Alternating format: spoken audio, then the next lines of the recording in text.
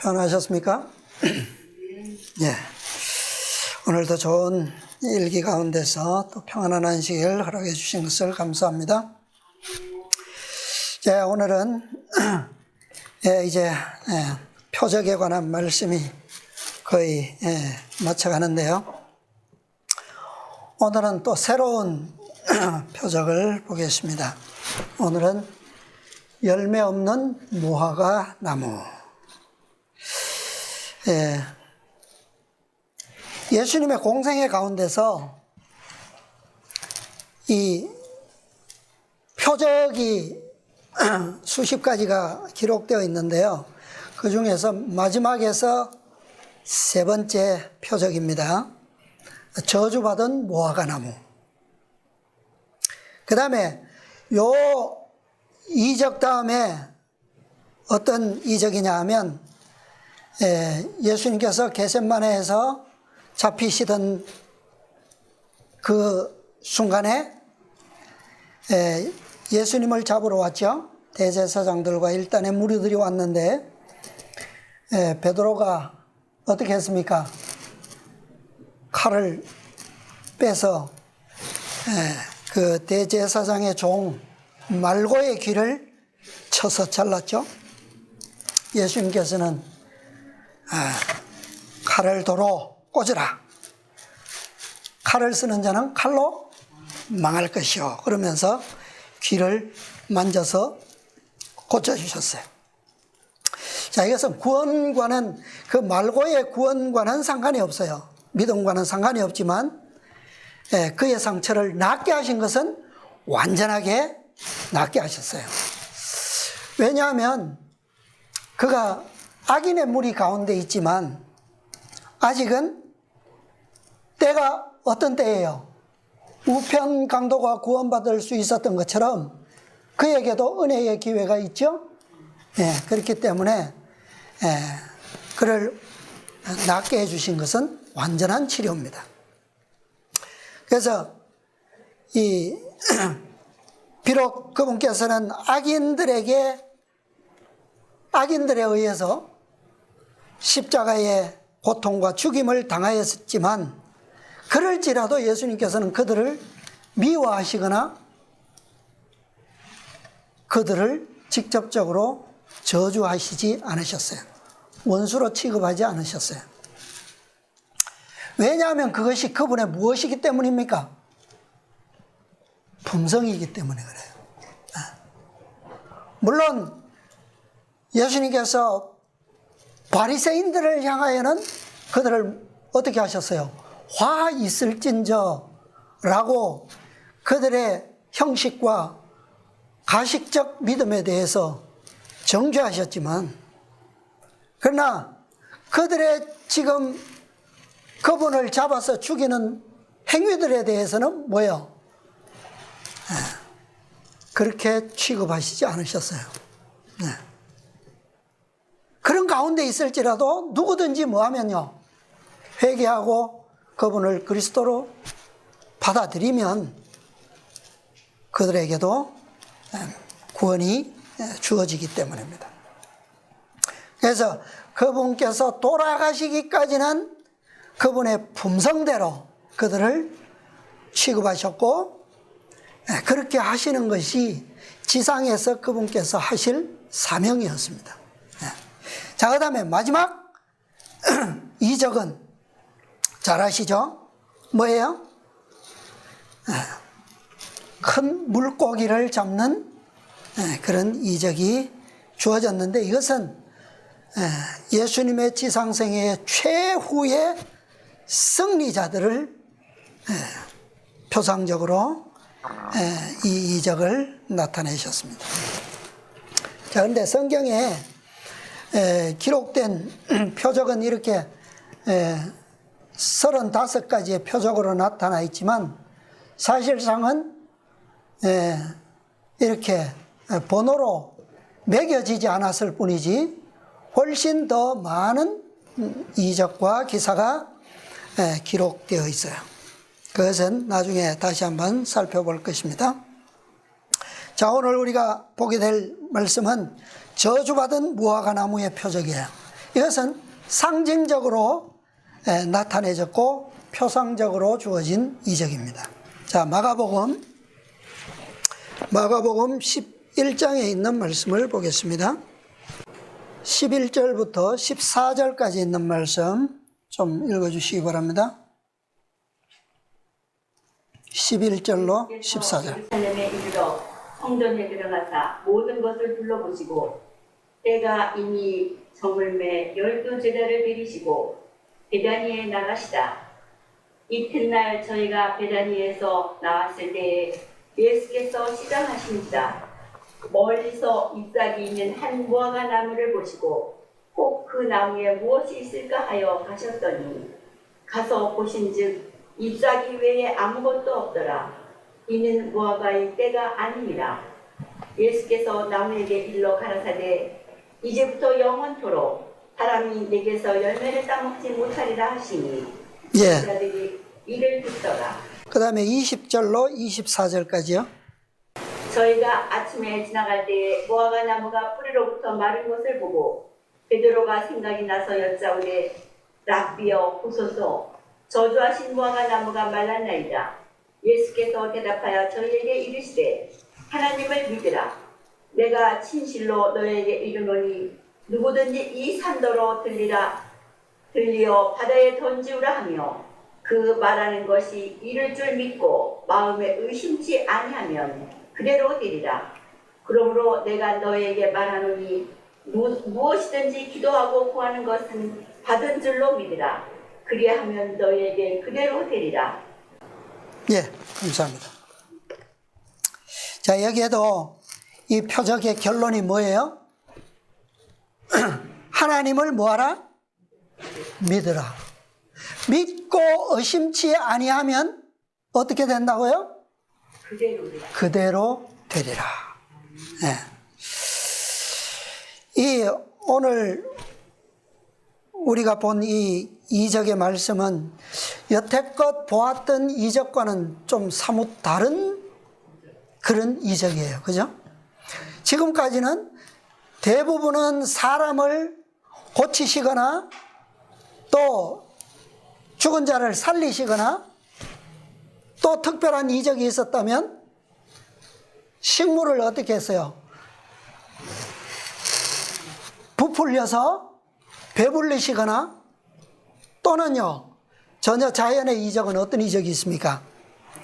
바다를 잔잔케 하시거나 뭐 이런 내용인데, 오늘은 이 14절에 보면 예수께서 누구에게요? 나무에게 뭐 하셨다고요? 일러 가라사대. 참 특이한 그런 이적입니다. 나무가 뭐 들을 수 있습니까? 귀신은 들을 수 있잖아요. 사람은 들을 수 있잖아요. 그런데 나무가 들을 수 있나요? 아주 특이하죠. 네, 그러나 이것이 바로 어떤 증거예요? 그리스도께서 하나님이심을 증거하는 거죠. 창조주심을 증거하는 겁니다. 자, 예수님께서 이제 3년 반 동안의 공생애를 거의 다 마치셨어요. 이제 침례 요한이 예수님을 공생애 시작할 때에 가리켰던 것처럼 보라, 세상 죄를 지고 가는 하나님의 어린 양이로다 라고 그분의 사명을 선포했던 것처럼 이제는 세상 죄를 지고 가는 어린 양으로서 유월절 양으로서 준비되실 시간이 이르렀어요. 그래서 마지막 유월절 일주일 전에 예수님께서 12제자들을 동행하셔서 예루살렘으로 오셨어요. 그리고 예루살렘으로 들어가시는 그 첫날 어떻게 들어가셨습니까? 나귀를 타시고 그 종려나무 가지를 꺾어서 흔드는 그 군중들을 사이로 해서 호산나, 다윗의 이름으로 오시는 이시여, 그 찬양 속에 그분은 입성하셨습니다. 그래서 군중들은 다시 한번 그분을 어떻게 해요? 이스라엘의 왕으로 앉히려고 기대하면서 그 찬양을 외쳤어요. 근데 사실은 그 찬양이 어떤 찬양이 되고 말 것입니까? 왕으로서 다윗의 보좌에 앉히는 그런 찬양이 아니라 어디에요? 십자가에. 그래서 이 환호의 그 외침은 얼마 가지 않아서, 며칠 지나지 않아서 그분을 향하여 십자가에 못 박으소서, 십자가에 못 박으소서 라고 하는 그런 분노의 함성으로 바뀔 것이었어요.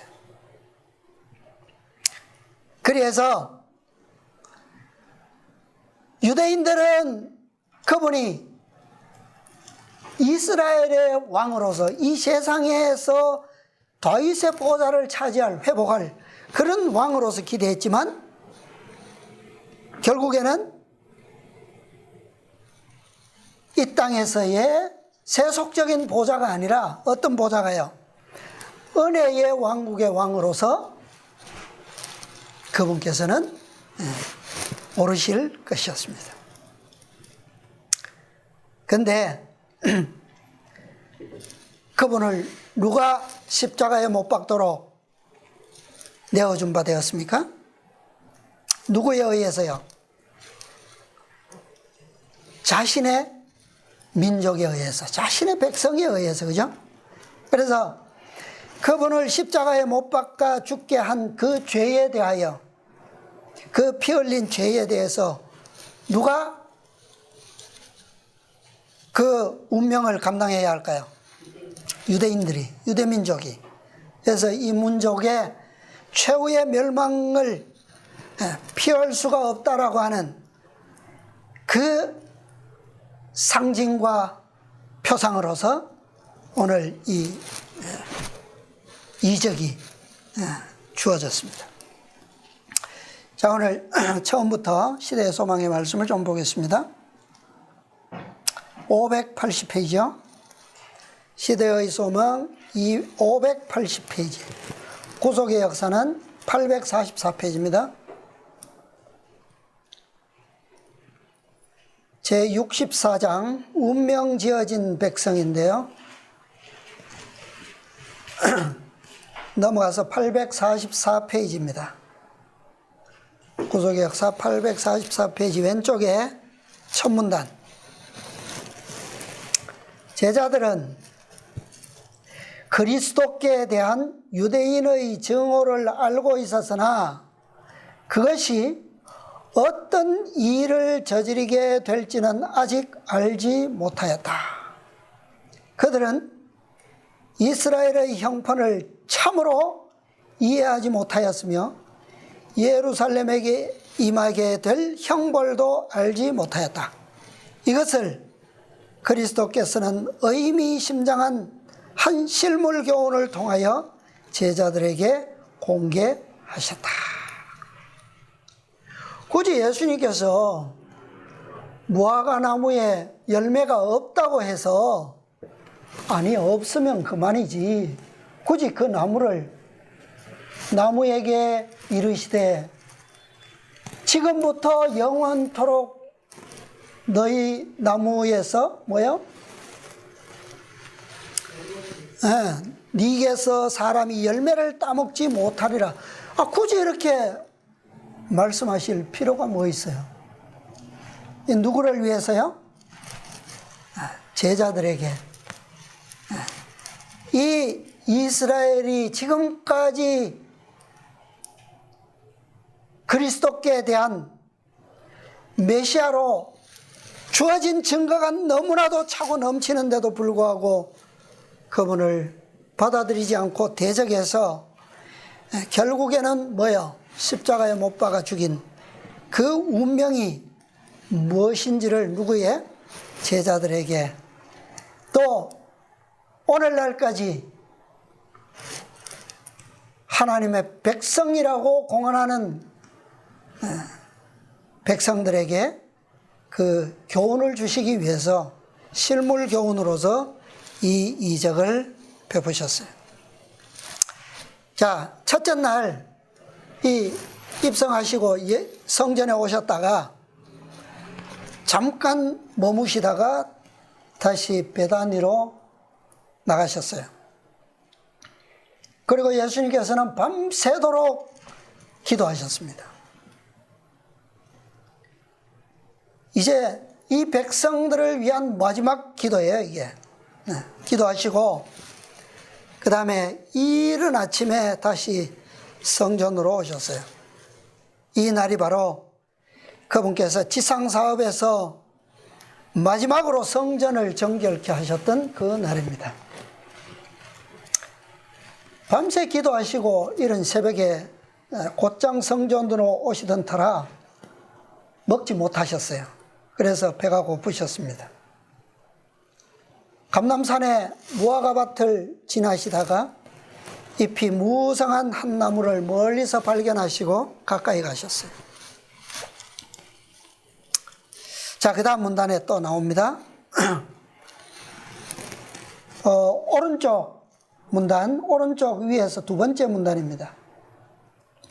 이 때는 특정 지역을 제외하고는 무화과가 익을 계절이 아니었으며 예루살렘 주위의 고원에는 무화과의 때가 아님이라고 말하는 것이 옳을 것이다. 그러나 예수께서 지나신 광원에는 다른 모든 나무보다 일찍 된 나무가 하나 있었다. 이 나무는 벌써 잎사귀들이 무성했다. 잎이 나기 전에 익은 열매가 나오는 것이 무화과 나무의 특성이다. 그런 거로 잎이 무성한 이 나무는 잘 익은 열매가 있음을 약속하는 것이었다. 그러나 이 외모는 기만적이었다.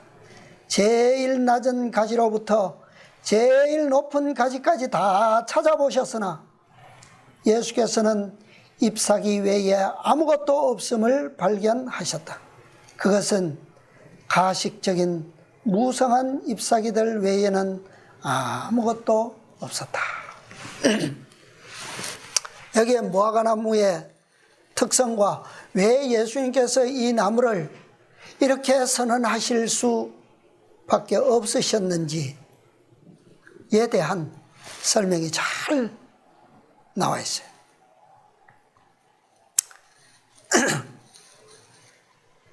잎이 나기 전에 무화과는 열매가 먼저 맺죠.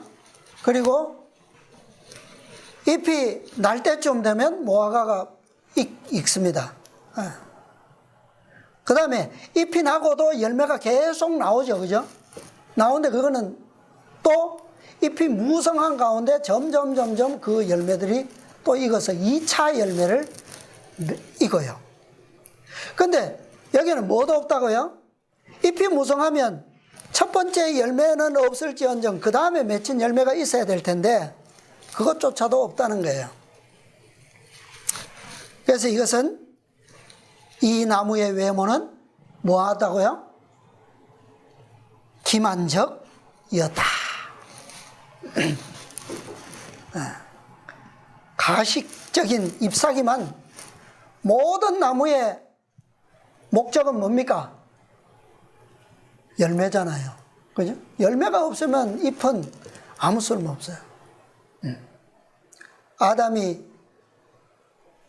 선악과를 따먹고 범죄해서 부끄러워졌을 때에 어떤 잎으로 섰습니까? 이 무화과나무 잎사귀로 가렸는데 금세 뭐 해버려요? 말라버리죠. 뭐 가치가 없어요 이건. 그런데 이 기만적이고 가식적인 무화과나무, 이 무화과나무는 누구를 상징했다고요? 누구를 상징했습니까? 유대민족. 더 나아가서는 예루살렘, 그죠? 예루살렘. 성전을 그토록 자랑스럽게 여기고 그들의 신앙을 전 세계에서 가장 뭐예요? 고등적인 그런 신앙으로 여기고 천년 이상을 그 제도를 유지해왔던 백성들, 그 성전. 그런데 그들의 실상은 뭐라고요? 그들의 실상은 가식적이고 정말 가치 있는 열매는, 믿음은 전혀 찾아볼 수 없는 입만 무성해서 아름다워 보이는 그런 나무였어요. 그런데 이 이적의 상징과 표상이 유대인과 예루살렘만 표상했습니까? 오늘날까지 하나님의 교회, 하나님의 백성들, 특별히 마지막 때에 예수님께서 초림으로 오셔서 그 사명을 거의 마치실 무렵에 특별한 백성으로 존재했던 유대인들, 오늘날로 치면 누굽니까? 오늘날 마지막 예수님께서 재림하실 마지막 때에 하나님의 백성들, 교회, 그죠? 그들을 상징하고 있는 거예요. 그러니까 이것이 성경에 기록되어 있다라고 하는 것은 오늘 사실상 오늘 우리를 위한 거예요. 재림교회를 향해서 주시는 표상이고 이적인 것입니다. 자, 일반적으로 말세, 예수님께서 초림으로 오셨을 때도 당시에는 말세였어요. 그죠? 때가 찼고 그랬어요. 오늘날도 말세죠. 그런데 일반적인 말세는 언제부터입니까? 오늘날? 1844년. 왜냐하면 1844년 이후로는 언제든지 뭐 하실 수 있는 때입니까? 예수님께서 오실 수 있는 때예요. 초림의 때에 때가 찼고 했던 것처럼 오늘날 말세 때도 뭐가 찼다는 거예요?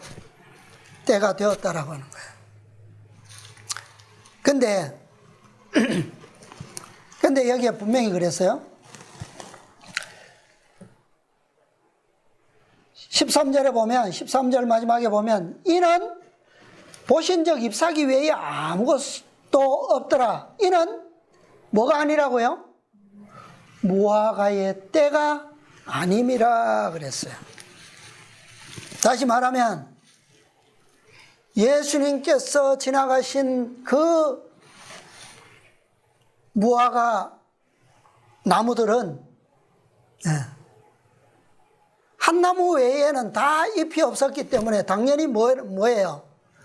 추수의 때가 아니라는 거예요. 그런데 이 한 나무만큼은 잎이 무성했다, 그런 얘기죠.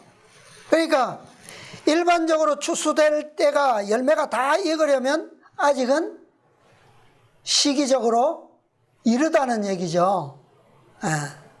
추수의 때는 때인데 아직은 전체적인 추수의 때가 아니다라고 말씀하고 있는 거예요.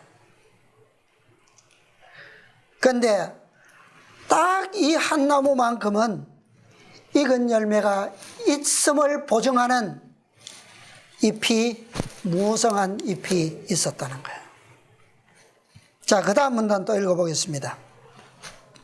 그리스도께서는 이 나무를 말라 죽게 하는 저주를 발하셨다. 언제부터요? 이제부터. 언제까지? 영원토록 사람이 네게서 열매를 따먹지 못하리라고 말씀하셨다. 다음 날 아침 구주와 제자들이 다시 그 도시로 들어가는 도중에 시들은 가지들과 떨어지는 잎들이 그들의 주목을 끌었다. 베드로가 말하되 라삐여 보소서, 저주하신 무화과 나무가 말랐나이다 하였다. 이제부터 영원토록 열매를 뭐요? 내지 못하리라. 이 말씀을 하는 즉시로 그 나무는 어떻게 되어버렸어요? 뿌리부터 말라버렸어요. 뿌리부터. 거기에 나오죠? 20절 11장 20절에 보면 저희가 아침에 지나갈 때에 무화과 나무가 어디로부터? 뿌리로부터 마른 것을 보고 그랬어요. 뿌리로부터 말라버렸어요. 그러니 뭐 이 나무는 뿌리부터 말랐으니까 이제는 새로운 삭을 낼 뭐 여지가 없는 거죠. 이제는 그것으로 그 나무의 운명은 영원히 끝나버린 거예요. 아, 참 무서운 선거예요. 그죠? 무서운 운명이에요. 그래서 이것은 제자들을 정말 놀라게 만들었습니다. 뭐 이전에 모든 그 이적들도 사실은 놀라기는 했지만 지금처럼 다른 놀라움이에요. 이것은. 왜냐하면 예수님의 사업적인 측면으로 보면 전혀 다른 이적이었기 때문에 그래요. 병자들을 낫게 하시는 거 어떤 거예요? 그들에게 뭘 주는 거예요? 생명력을 주시는 거잖아요. 그죠? 죽은 자를 살리는 거 생명을 주시는 거잖아요. 또 흉흉한 바다를 잠잠케 하시는 거. 원래 바다는 고요한 게 맞잖아요. 그죠? 그런데 예수님께서 지금까지는 낫게 하시고 회복시키시고 생명력을 주시고 뭐 이런 좋은 사업이었는데 이적이. 그래서 인자가 온 것은 사람으로 하여금 뭘 얻게 하는 것이다? 생명을 얻게 하려는 것이다. 멸하려 하는 것이 아니다 그랬어요. 그런데 비록 지금은 나무이지만 사람은 아니라 나무이지만 뭐 하는 거예요 이거야? 회복시키시는 것이 아니라 생명을 주는 것이 아니라 저주를 하신 거예요. 아주 이 반대의 사업을 하셨다는 거죠. 그래서 제자들은 깜짝 놀랐어요. 어떻게 그리스도께서 이런 사업을, 이런 이적을 행하신가? 의아할 수밖에 없어요. 이 설명을 듣지 않고는 이해할 수가 도저히 안 되는 거예요. 그런데 이 말씀을 통해서 죽게 된 이 나무. 그런데 이 나무가 다른 어떤 고원에 있는 다른 어떤 무화과 나무보다 어떻게 됐다고요? 일찍 된 나무예요. 일찍. 그런데 이 나무가 누구라고요? 아직 추수하려면 아직 때가 남았는데 이 나무는 때 되기 전에 먼저 무성해졌어. 일찍 된 나무죠. 그죠? 이 나무가 바로 누구라고요? 유대인들이라는 거예요. 유대인. 예루살렘. 오늘날도 마찬가지입니다. 오늘날도 14만 4천인이라고 하는 마지막 열매가 다 익어야지만 뭐 될 수 있어요? 추수가 될 수 있어요. 그죠? 그런데 이 14만 4천인이라고 하는 추수의 열매들 가운데도 어떤 나무가 있다는 겁니까? 먼저 된 나무가 있다는 거예요. 먼저 된 나무. 그죠? 자, 그 다음에 시대의 소망 845페이지요. 넘겨서 845페이지 왼쪽 단 두 번째 문단입니다.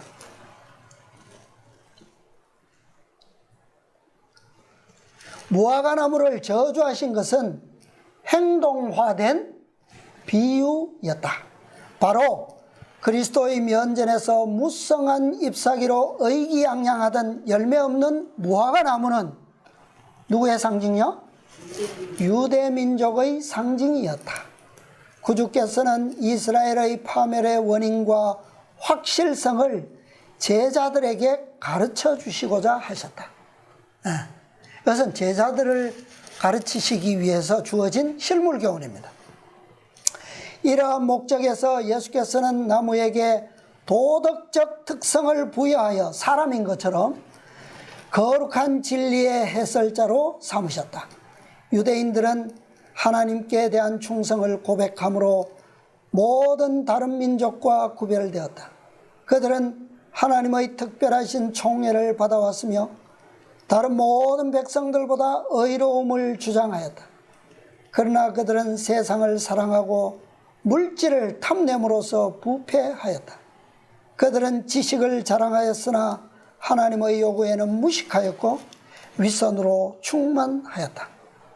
열매 없는 나무와 같이 그들은 거만한 가지들을 높이 뻗고 외모로는 화려하고 눈에는 아름다웠으나 잎사귀 외에는 아무것도 없었다. 장엄한 성전과 신성한 제단, 관을 쓴 제사장들, 인상 깊은 의식들을 가진 유대인의 종교는 과연 외모로는 아름다웠으나 겸손과 사랑과 자비는 부족하였다. 너무 잘 표현되어 있죠? 이 열매 없는 무화과 나무와 유대민족들이 가지고 있는 종교적 특성들, 성전의 외모적 아름다움과 그 성전에서 드려지는 고상한 제도들과는 너무나도 동떨어진 거리가 먼 그것을 잘 보여주고 있어요. 자, 이 화려하고 웅장했던 그 성전에서 그 제도 안에서 예배하는 이 유대인들, 그들에게 맺혀야 할 특성이 뭐라고요? 어떤 열매라고요? 겸손, 사랑, 자비. 근데 이러한 열매를 맺으려면 어떻게 가능할까요? 무엇으로 가능할까요? 껍데기로 가능합니까? 안 되죠? 근데 오늘날은 껍데기로도 모자라요. 뭐가 없습니까? 아예 빛이 없어요. 그죠? 유대인들은 무엇을 잃어버렸습니까? 의식은 다 가지고 있었지만 그 의식이 가리키는 정신은, 믿음은 다 잃어버렸어요. 그죠? 근데 지금은요, 오늘날 이 특권을 가지고 있는 일찍된 나무 재림교회는 어때요? 무성한 잎조차도 지금 다 잃어버렸어. 왜요? 뭐가 있어야 되는데, 이러한 완전한 열매를 맺으려면 뭐가 있어야 돼요? 완전한 빛이 있어야죠. 완전한 진리가 있어야죠. 그죠? 그래야지만 완전한 믿음이 있을 수 있고, 그 믿음에 의해서 뭐가 생겨요? 열매가 맺히는 거예요. 빛도 없고, 빛도 무너져 버리고, 진리도 무너져 버리고. 그러니 이 무화과 나무가 오늘날 재림교회를 가리키는 게 당연하죠. 네.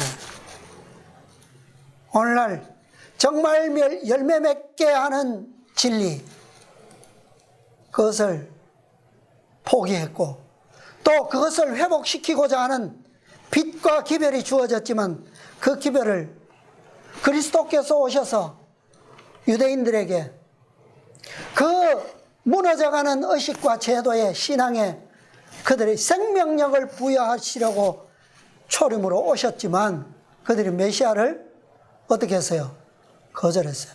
십자가에 못 박았어요. 그것처럼 이 거룩한 진리를, 열매 맺는 진리를 포기하고 버린 형식에만 있는 이 교회에 누가 오셨습니까? 그리스도께서 기별을 보내셨어요. 어떤 기별이에요, 그게?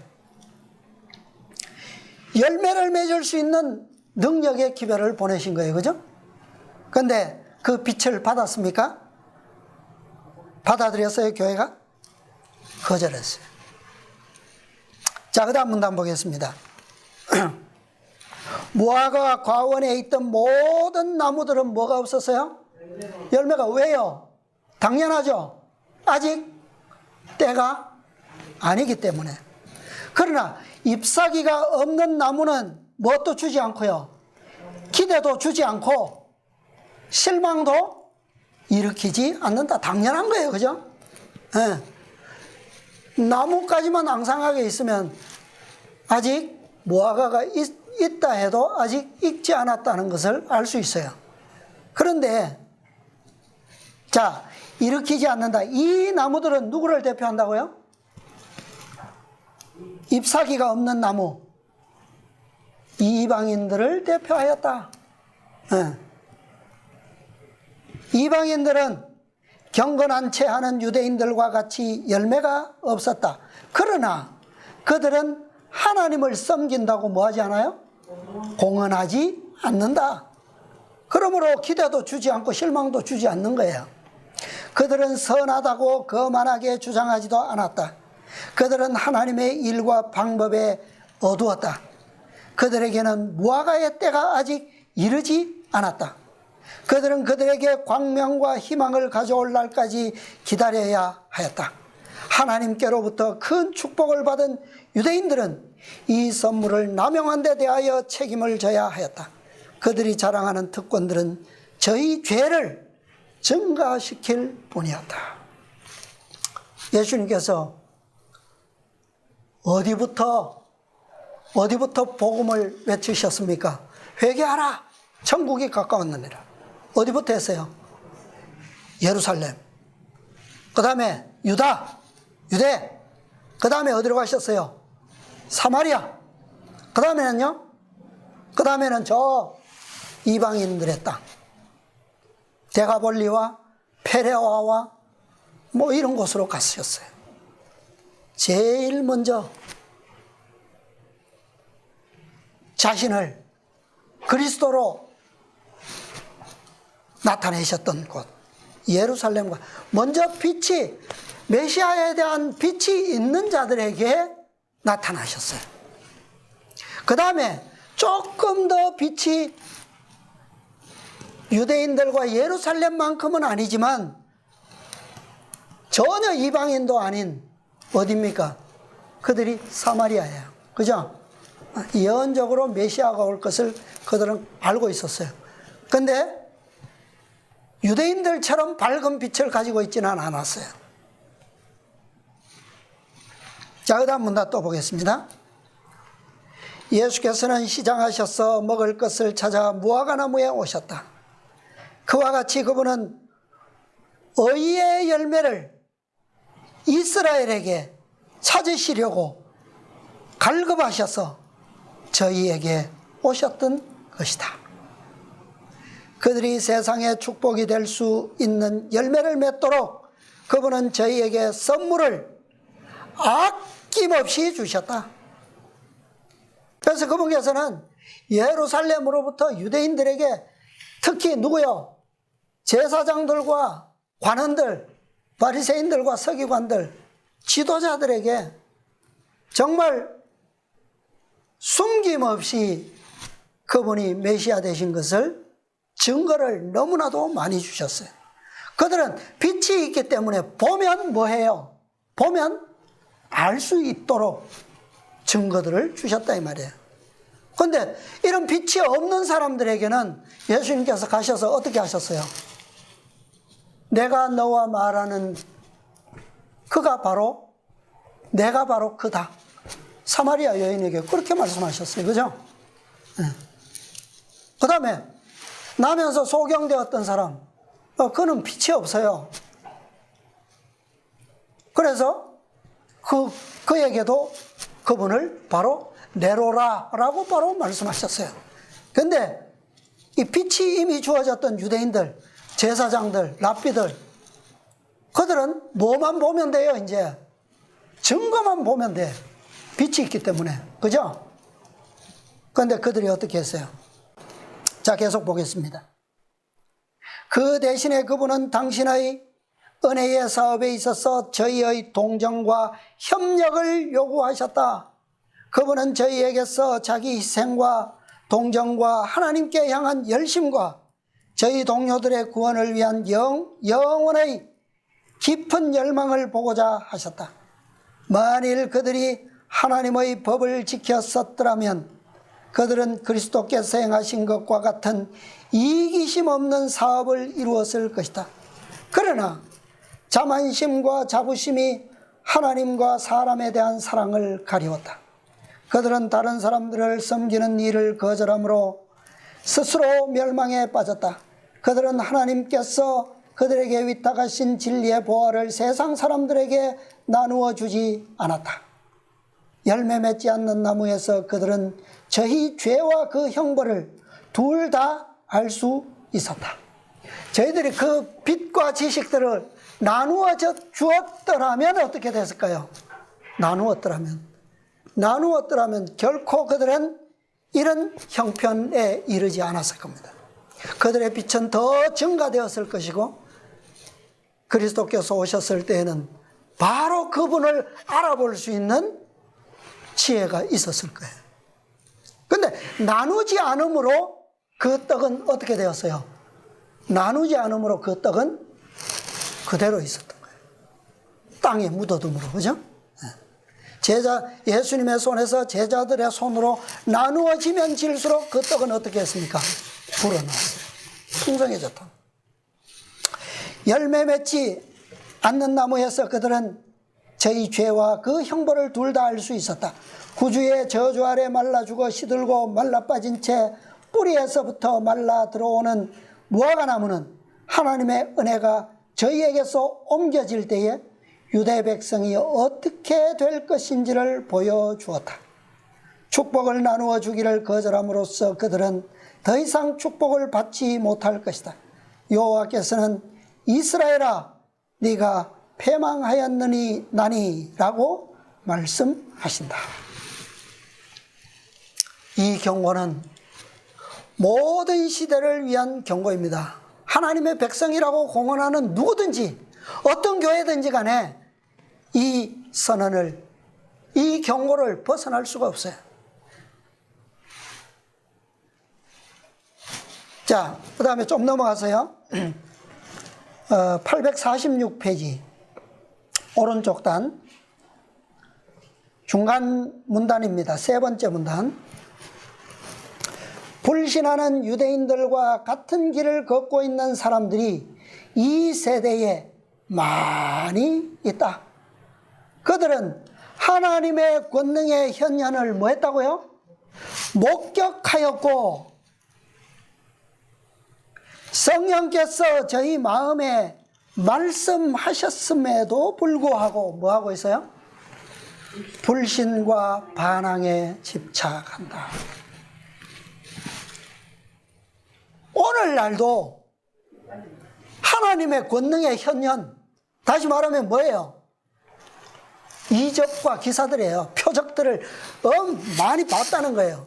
보고 마음에 또 뭐까지 주셨다고요? 성령께서 말씀해 주셨다 그래서 감동을 주셨어요. 그럼에도 불구하고 뭐 한다고요? 유대인들처럼 불신과 반항에 집착한다. 어떤 사람은 말할 것입니다. 오늘날 무슨 예수님 당시에 병자를 고치시고 죽은 자를 일으키시고 그런 이적과 기사가 어디 있냐고 그렇게 반문할지도 모르겠어요. 근데 분명히 뭐요? 목격하고 그랬어요. 그죠? 정말 보지 못했습니까 우리가? 우리가 못 봤을까요? 너무나도 많은 증거들이 있죠. 하나님께서는 그들에게 경고와 책망을 보내셨으나 어떤 경고가 주어졌습니까?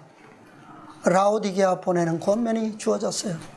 계시록 18장 천사의 기별들이 왔어요.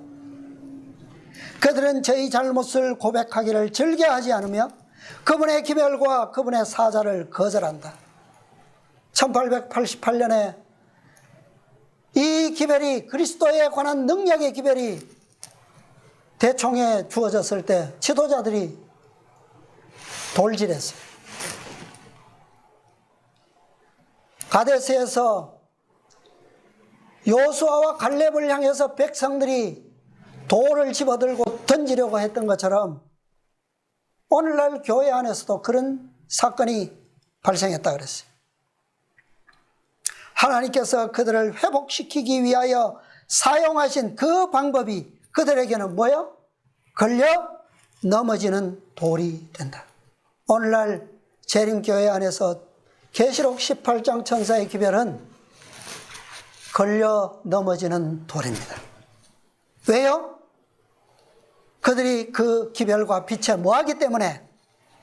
불신하고 반항하기 때문에. 그죠?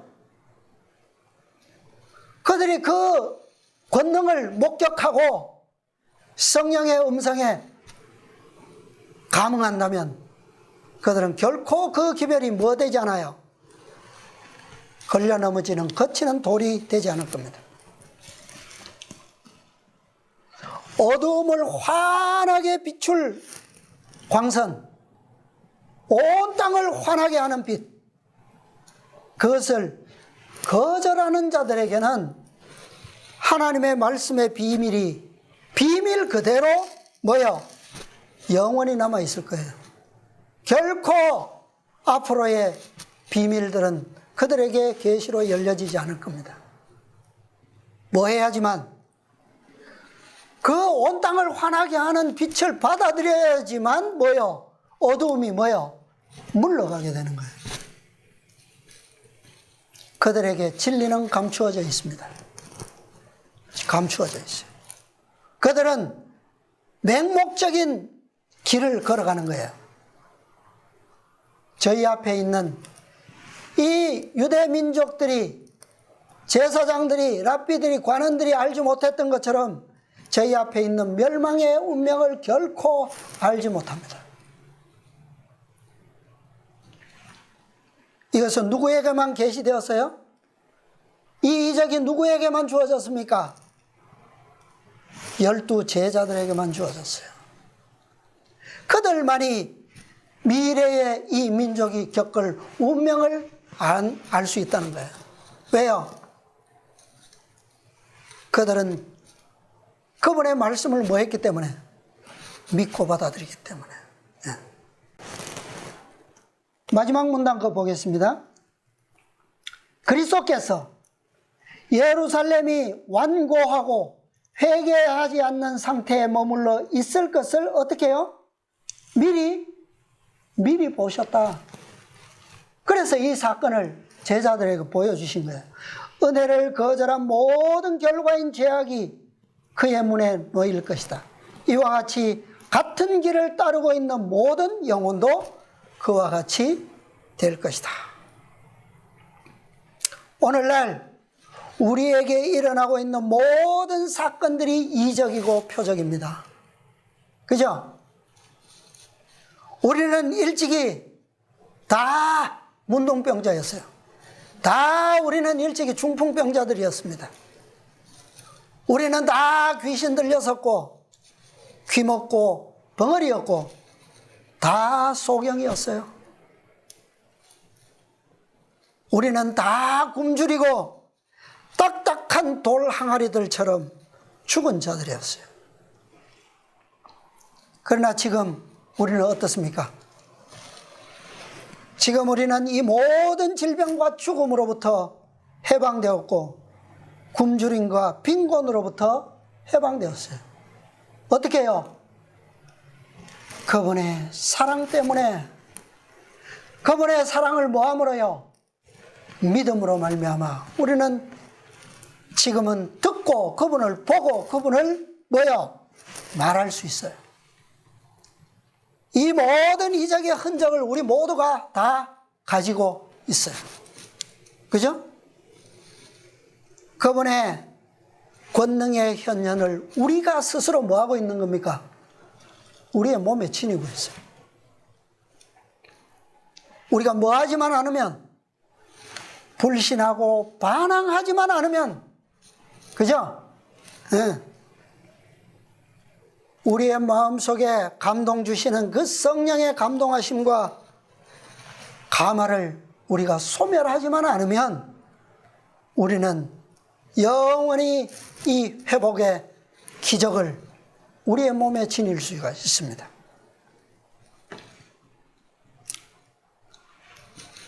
자, 마가복음 11장 아까 읽었던 말씀. 예수께서 대답하여 저희에게 이르시되 하나님을 뭐하라? 믿어라. 믿어라.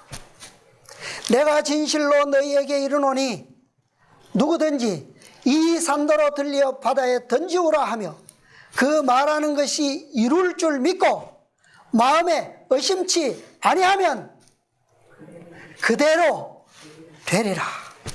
이게 오늘 우리가 교과에서 배웠던 교훈이잖아요. 그죠? 이게 믿음의 본질이에요. 그러므로 내가 너희에게 말하노니 무엇이든지 기도하고 구하는 것은 받은 줄로 믿어라. 그리하면 너희에게 그대로 되리라. 아멘. 오늘 우리에게 주신 모든 빛과 진리가 우리에게는 뭡니까? 이적이고 표적이에요. 우리가 어떻게 이 진리를 깨달을 수 있어요? 그게 이적이에요. 그죠? 표적이 아닐 수가 없습니다. 우리에게 있던 죄와 죽음과 어두움의 산들이 다 깊은 바다에 던져진 바 되었어요. 누구에 의해서요? 누가 가져가셨습니까? 누가 그렇게 던지셨어요? 그리스도께서 십자가에서 다 우리의 그 무거운 짐들을 깊은 바다에 던지셨어요. 그러므로 뭐라고요? 그것이 뭐하면? 뭐 할 줄 믿고 이룰 줄 믿고 마음에 뭐하지 않으면 의심치 아니하면 어떻게 해요? 그대로 되리라. 그리스도께서 다 뭐 하셨다고요? 다 바다에 던지셨어요. 우리는 뭐 하면 됩니까? 믿고 의심치 않으면 돼요.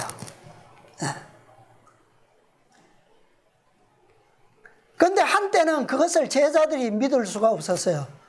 그래서 바다에 뭐가 일어났습니까?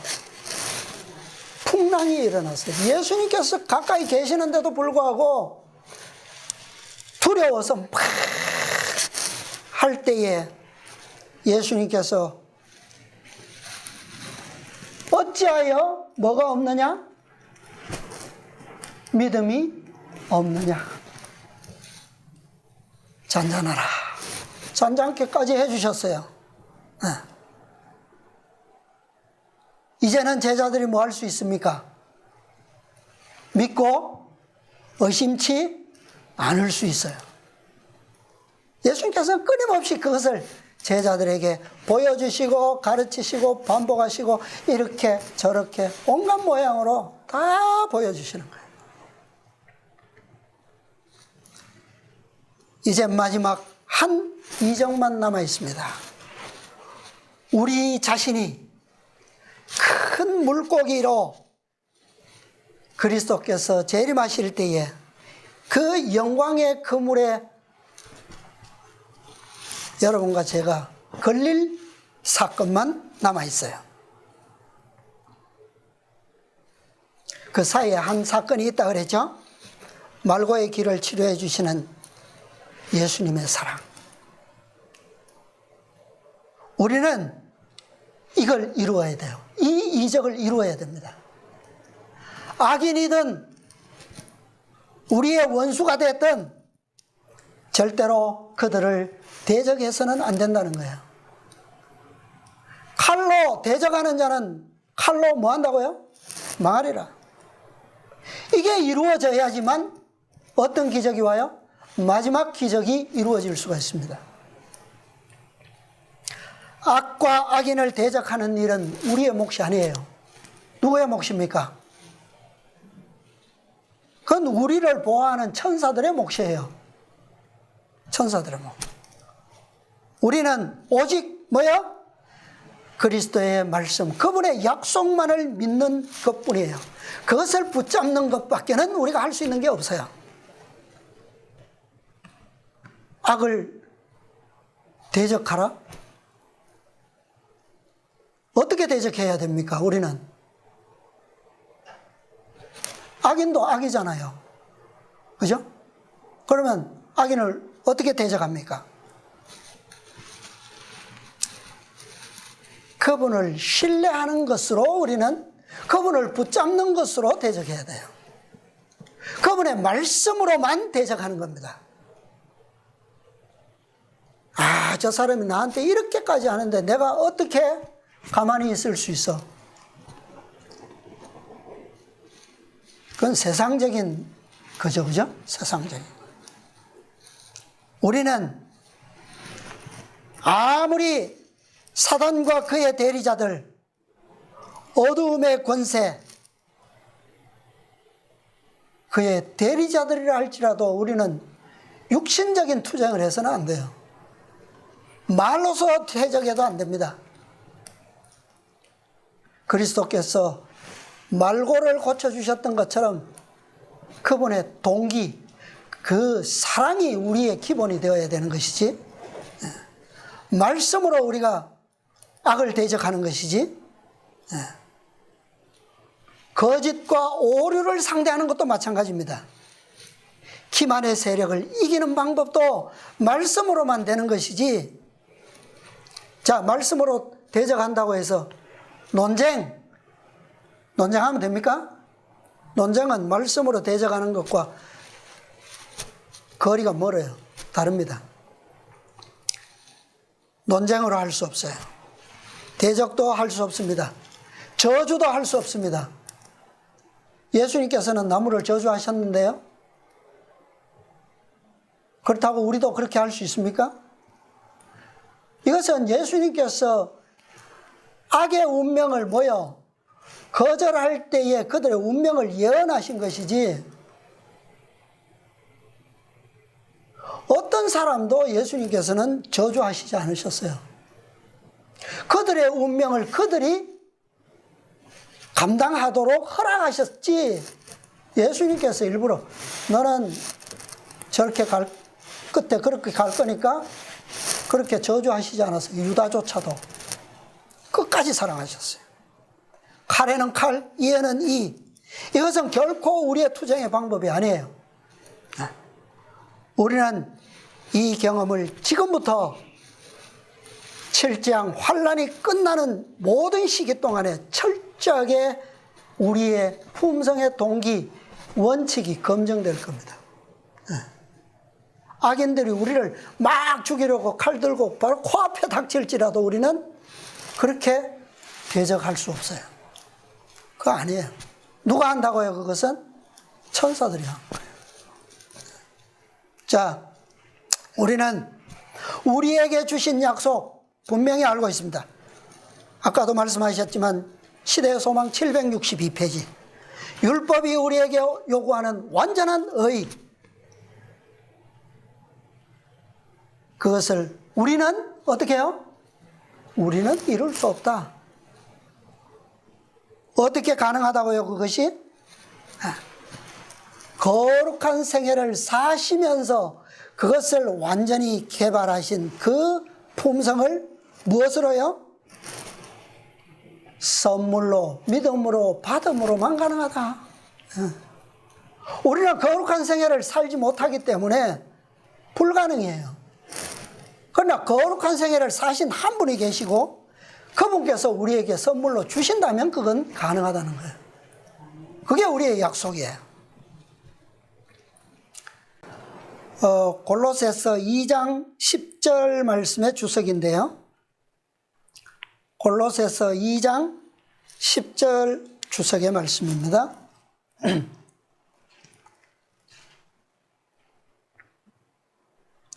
그리스도의 완전한 옷, 그분의 희생을 통하여 인간은 그 앞에 있는 높은 이상에 도달할 수 있게 되었고, 마침내 너희도 그 안에서 뭐하다고요? 완전하니라는 말씀을 듣게 되었다. 이게 약속이에요. 그 완전은 우리 자신의 의를 가지고 되는 것이다? 되는 것이 아니다. 우리를 위해서 그분이 역사하시는 의 때문에 되는 것이다. 우리의 불완전은 더 이상 보인다? 보이지 않는다. 이는 우리가 그리스도의 완전을 입었기 때문이다. 아멘. 이 기적이에요. 그죠? 믿음으로 되는 기적입니다, 이게. 자, 또 한 말씀만 보겠습니다. 교육 258페이지입니다. 교육 258페이지. 선물은 허락 가운데 있습니다. 허락 가운데. 우리는 죄 사함을 위하여 성령을 받고자 그리스도와 같은 성품을 갖고자 하나님의 일을 위한 지혜와 힘을 얻고자 그 밖에 하나님께서 허락하신 모든 선물을 얻고자 기도할 수 있다. 동시에 우리는 받은 줄로 믿어야 하며 또한 그것을 인하여 감사해야 한다. 축복의 외면적 증거만을 구할 것이 아니다. 선물은 허락 가운데 있는 것이니 하나님께서 허락하신 것은 그분이 수행하실 것과 이미 받은 선물은 그것이 가장 필요할 때에 활용될 것이라는 확신을 가지고 우리의 일에 임해야 한다. 이것이 오늘 예수님께서 제자들 앞에서 행하셨던 그 표상적 이적 가운데서 보여주신 교훈입니다. 너희가 믿고 기도한 것은 뭐한 줄로 믿어라? 받은 줄로 믿어라. 의심치 않고 믿으면 그대로 되리라. 이것이 오늘 이적을 통해서 주시는 결론적인 교훈입니다. 우리가 이러한 교훈 안에 우리의 믿음을 그분께 주장하고 더 많은 것을 구하기 위해서는 그분의 약속의 말씀을, 허락의 말씀을 더 많이 어떻게 할 필요가 있어요? 더 많이 찾고 더 많이 알 필요가 있어요. 그래야지만 우리의 부족이 무엇인지 알고 더 많이 구할 수 있는 거예요. 그렇죠? 네. 다음 시간에는 우리가 이적으로 나음을 입고도 의심하게 될 때 어떤 운명이 되는지에 대해서 또 다른 기적을 볼 것입니다. 우리 모두 우리에게 주신 이 놀라운 이적들의 현현, 이것들을 매일 매순간 우리의 생애를 통해서 경험하면서 맛보면서 또 더 그 축복들을 더 나눔으로 더 배가시켜서 정말 우리의 구원이 주님의 영광 가운데서 풍성하게 나타나고 또 주님 앞에 서게 되기를 간절히 바라면서 오늘 말씀을 마치겠습니다.